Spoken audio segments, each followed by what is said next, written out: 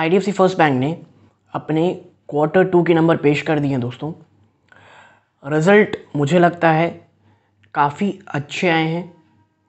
हर एक क्षेत्र में, हर एक कह लीजिए आप सेक्शन में कंपनी ने काफ़ी शानदार आप कह सकते हैं परफॉर्मेंस दी है और नेट प्रॉफिट भी एक काफ़ी अच्छा जंप लेता हुआ आपको दिखाई देगा, चाहे आप क्वार्टर ऑन क्वार्टर लें या ईयर ऑन ईयर लें।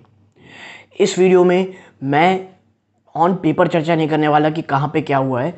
मैं जो इन्वेस्टर्स का इन लोगों ने आईडीएफसी फर्स्ट बैंक ने जो इन्वेस्टर्स के लिए जो पीडीएफ देते हैं, वहाँ से कुछ ऐसे पॉइंट्स जो एज ए इन्वेस्टर आपके और मेरे लिए बहुत ज़्यादा ज़रूरी हैं, उसे निकाल करके लाया हूँ, जिससे आपको समझ में आएगा कि कहाँ से कौन सी ऐसी चीज़ें हैं जो बहुत ज़्यादा अच्छी हैं, काफ़ी पॉजिटिव चल रही हैं और कहाँ मुझे अभी थोड़ा सा और कंसर्न लगता है। तो इन तमाम चीज़ों में चर्चा करेंगे दोस्तों। एक चीज़ शुरू में बता दूं, नो डाउट कंपनी ने रिजल्ट बहुत ही ज़्यादा शानदार पेश किए हैं।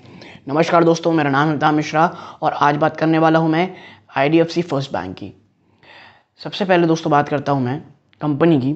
तो देखिए, फंडेड एसेट्स की बात करेंगे तो एक अच्छा खासा आपको इसमें तेज़ी और मजबूती दिखाई देगी। लगभग 25% ईयर ऑन ईयर बेसिस पे ये जंप किया है और लगभग 1.45 लाख करोड़ रुपीस का इनका फंडेड एसेट्स निकल के आया है दोस्तों। दूसरी चीज़ पे चलते हैं, बात करें कस्टमर डिपॉजिट की। देखिए, जब से इन्होंने अपने इंटरेस्ट रेट लगातार कम किए थे, मैं ये देखना चाह रहा था कि ये किस तरह से इस बार अपने डिपॉजिट रेट लाते हैं। 36% की इनके डिपॉजिट रेट में इंक्रीजमेंट हुई दोस्तों। 36% ईयर ऑन ईयर इसमें अप्रॉक्सीमेटली 1.14 लाख करोड़ रुपीस का इन्होंने डिपॉजिट किया है दोस्तों। ठीक है, कस्टमर डिपॉजिट हुआ है। नेक्स्ट चीज़, कासा रेशियो, जो एक बहुत इंपॉर्टेंट चीज़ होती है, ये 51% से भी ऊपर निकल के आया है, 51.28%, और ये 124 बेसिस पॉइंट की बढ़ोतरी दोस्तों क्वार्टर ऑन क्वार्टर बेसिस। यहाँ तक काफ़ी शानदार चीज़ें चल रही हैं, बहुत ही ज़्यादा अच्छा है। कोर ऑपरेटिंग प्रॉफिट भी दोस्तों 1052 करोड़ रुपए निकल के आया है। 84% का जंप है ये ईयर ऑन ईयर दोस्तों। जी हाँ, कोर ऑपरेटिंग प्रॉफिट कंपनी ने 1000 करोड़ से भी ज़्यादा पेश किया है। 84% का जंप ईयर ऑन ईयर। यानी जो वैद्यनाथन साहब बहुत पहले से कह रहे थे कि मैं जो प्रॉफिट है अब आने वाले क्वार्टर्स में शानदार तेज़ी से बढ़ाऊंगा, वो होता हुआ दिखाई दे रहा है। एसेट क्वालिटी यहाँ पे भी अच्छी इंप्रूवमेंट है, 3.18% की आई है जो इनकी ग्रॉस एनपीए है। बात इनकी नेट एनपीए करूँ 1.09% है और ये दोनों ही quarter on quarter year on year base पे कम है। तो ये भी आप कह सकते हैं कंफर्टेबल है। 1% से तो अभी भी ऊपर ही है दोस्तों नेट एनपीए, बट आने वाले समय शायद ये आपको कम होता हुआ दिखाई देगा। ठीक है, अब बात करते हैं जो थोड़ा सा मुझे भी कंसर्निंग लग रहा है। कंपनी ने इस चीज़ को कंसर्न तो नहीं कहा है, बट स्टिल क्योंकि ये लगातार इस बार कम हुआ है दोस्तों। देखिए, वो है capital adequacy ratio. IDFC first bank ने जो पेश किया दोस्तों, वो 15.35 का पेश किया है वर्सेस 15.60 ईयर अगो। यानी एक साल पहले आपके पास जो कैपिटल एडिक्वेसी रेशियो होना चाहिए था वो 15.60 था, वो घट करके 15.35% हो गया है और ये क्वार्टर ऑन क्वार्टर भी कम है और ईयर ऑन ईयर भी कम है। तो मुझे लगता है कंपनी आने वाले समय में कुछ फंड रेज और करेगी, क्योंकि थोड़े समय पहले हमने सुना ही होगा कि कंपनी फंड रेज कर रही थी। मुझे ये लगता है कि कंपनी फंड रेज अभी और करेगी दोस्तों। ठीक है, बात करते हैं प्रॉफिट आफ्टर टैक्स पैट की। बहुत अच्छा रिजल्ट आया है। सेकेंड क्वार्टर में कंपनी ने 556 करोड़ का आप कह सकते हैं प्रॉफिट किया है दोस्तों। जी हाँ, 556 करोड़ का। एक साल पहले ये 152 करोड़ था, एक साल पहले ये 152 करोड़ था और अब 556 करोड़ है।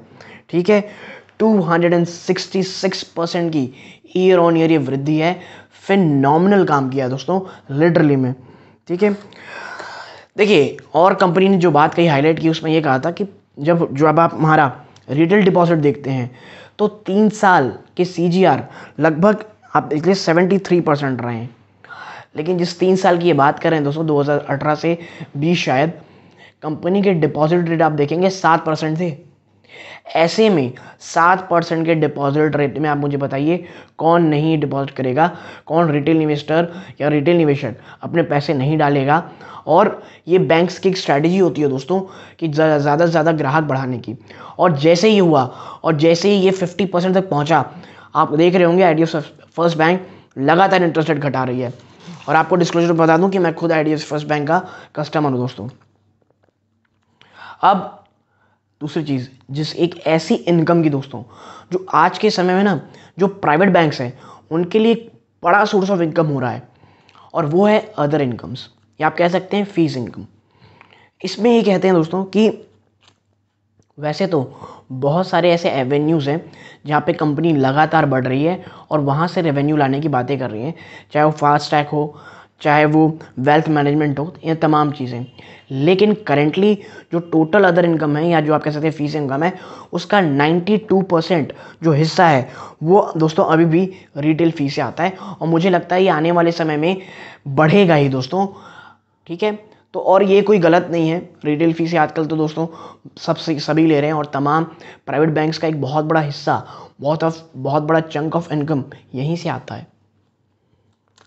अब बात करता हूँ मैं उन चीज़ों की जहाँ पे मुझे IDFC फर्स्ट बैंक का ह्यूज पोटेंशियल लगता है, वो है डिजिटल दोस्तों। आपको मैं एक फैक्ट्स बताता हूँ जो कंपनी ने पेश किए हैं। देखिए 96% जो रिटेल डिजिटल ट्रांजैक्शन हो रहे हैं, ठीक है। दूसरा, UPI ट्रांजैक्शन में 25% की ईयर ऑन ईयर किस्म से वृद्धि हुई है। और अब जो बताने वाला हूँ वो मेरा फेवरेट है, और जहाँ पे मुझे बहुत ज़्यादा होप है इस कंपनी से, वो है इनका क्रेडिट कार्ड बिजनेस दोस्तों, ठीक है। और इनके क्रेडिट कार्ड बिजनेस की ये हाल है दोस्तों कि जो क्रेडिट कार्ड स्पेंड है वो 136% बढ़ चुका है ईयर ऑन ईयर, ठीक है। 23% बढ़ा है क्वार्टर ऑन क्वार्टर। और अभी जो गया है फेस्टिव सीजन, मुझे लगता है उसका क्वार्टर के जब आएंगे ये और भी अच्छा दिखाई देगा। यानी जो क्रेडिट कार्ड यूज़र है वो लगातार स्पेंड बढ़ा रहे हैं, और जो स्पेंड बढ़े हैं वो year on year basis 136%, quarter on quarter आप कह सकते हैं 23% बढ़े हैं। और जब से क्रेडिट कार्ड इशू करना शुरू हुआ है 1.2 मिलियन, जी हाँ दोस्तों 1.2 मिलियन क्रेडिट कार्ड इशू हो चुके हैं, ठीक है। और एक नए एवेन्यू की इस बार बात की गई है, वो है वेल्थ मैनेजमेंट दोस्तों। कंपनी का ये कहना है कि भाई अभी हम वेल्थ मैनेजमेंट में नए हैं, और करेंटली यानी सितंबर तक कंपनी ने लगभग 7,947 करोड़ रुपीस का एसेट अंडर मैनेजमेंट किया हुआ है। यानी यहाँ पे भी ह्यूमंगस ग्रोथ अपॉर्चुनिटी दिख रही है दोस्तों, ठीक है। और जो मैं आपके साथ 3 साल की CGR की बात कर रहा था, वो दोस्तों 2019 से लेकर के 2022 की बात हो रही है, और इस समय डिपॉजिट रेट बहुत शानदार थे। अब बात करते हैं जो कईयों को चुभता भी है इनका, आप कह सकते हैं दोस्तों ऐसे लोन्स, हाई इंटरेस्ट लोन्स दोस्तों। तो उसके लिए बैंक ने बात कही कि भाई देखिए हम उसमें काम कर रहे हैं, और करेंटली 7,218 करोड़ रुपए हम पे कर चुके हैं। कब तक? सितंबर 2022 तक। तो ये काफ़ी अच्छी आप कह सकते हैं न्यूज़ है, ठीक है। कलेक्शन एफिशिएंसी 99.5% है, फिनोमिनल है, ठीक है। अब बात करते हैं इनके लोन्स की दोस्तों।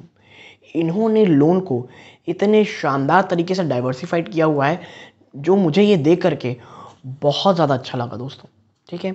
आप देखें corporate and other 20%, consumer loan 13%, और ये सेफ होता है दोस्तों, ठीक है।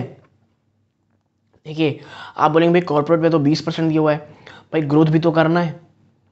आप सिर्फ रिटेल के सहारे तो ग्रोथ कर नहीं सकते, आप ग्रोथ करना चाहते हैं थोड़े बहुत तो आपको रिस्क लेने पड़ेंगे। इसीलिए कॉर्पोरेट साइड में 20%, I am fine with it. Consumer loan 13% है। Loan against property which is also safe side 13% है। होम लोन्स, और ये बहुत लंबे लंबे लोन्स होते हैं दोस्तों, ये 12% है।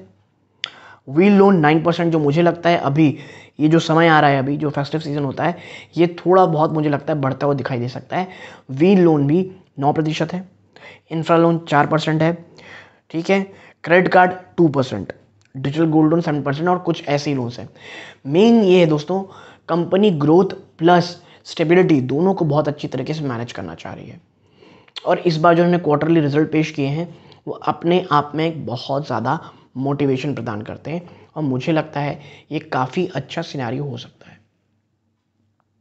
और as a long term investor ये काफ़ी ज़्यादा अच्छा है दोस्तों, और लॉन्ग टर्म में ये काफ़ी ज़्यादा आप कह सकते हैं एक अच्छे रिटर्न बैंक देगा ही। लेकिन मैं आपको चीज़ समझा दूँ कि रिज़ल्ट से पहले स्टॉक काफ़ी भाग चुका है दोस्तों, ये चीज़ प्लीज़ अपने दिमाग में रखिएगा।